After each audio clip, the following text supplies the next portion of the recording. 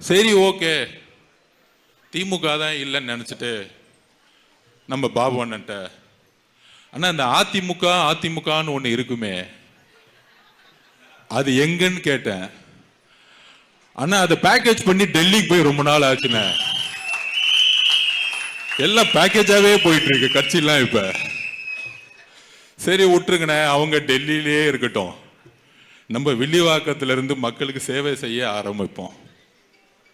அப்ப திமுகவும் இல்ல அதிமுகவும் இல்லைன்னா இங்க யாரு இருக்கா சொல்லுங்க? டிவிக்கு.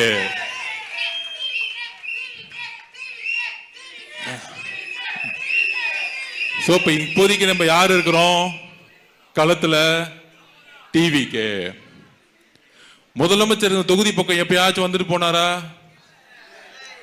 அவரும் இல்ல கடைசியில. அப்ப நம்ம கிட்ட இருக்கிற ஒரே நம்பிக்கை நம்மளுடைய தலைவர் விஜய் அண்ணா.